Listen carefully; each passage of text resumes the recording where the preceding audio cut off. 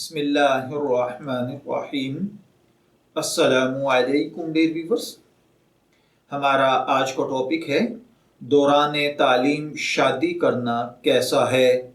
ये एक सवाल है जिसमें एक भाई ने पूछा है कि तालिबे इल्म को दौरान तालीम शादी करना कैसा है, क्योंकि हम यूनिवर्सिटी में पढ़ते हैं, यहाँ पर तकवा और खौफ खुदा की इंतहाई ज़्यादा ज़रूरत पेश आती है, क्योंकि यहाँ पर हमारे पास कंबाइंड एजुकेशन सिस्टम यानी को एजुकेशन सिस्टम है। तो यहाँ पर हम जो हालात देखते हैं और जो इर्द गिर्द हो रहा है, इसमें किसी भी इंसान का परहेजगार होना शादी के बगैर शायद मुमकिन नहीं है। लिहाजा इस बात की वजह से मैं इंतहाई परेशान हूँ। बराए मेहरबानी तसल्ली बख्श जवाब दीजिए। तो देखिए भाइयों और बहनों, याद रखिए, अगर स्टूडेंट दौरान तालीम शादी करके अपनी बीवी और उसके बच्चों का नानो नुफ़्का और उसके दीगर हुकूक अदा करने की इस्तात रखता है, यानी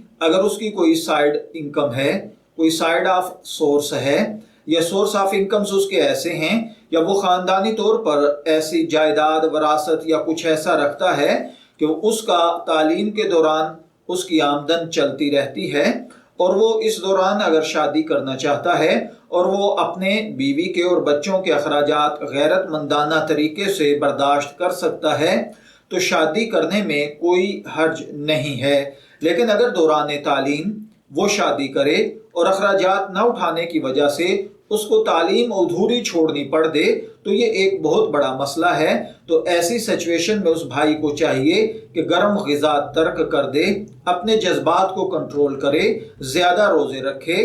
अल्लाह ताला हमें बेहयाई से, बदनज़री से महफूज रखे। दुआ गो हूँ कि अल्लाह ताला हमें इन बातों को समझकर इनके मुताबिक अमल करने की तौफीक अता फरमाए।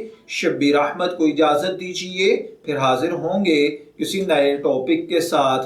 तब तक के लिए अल्लाह हाफिज़।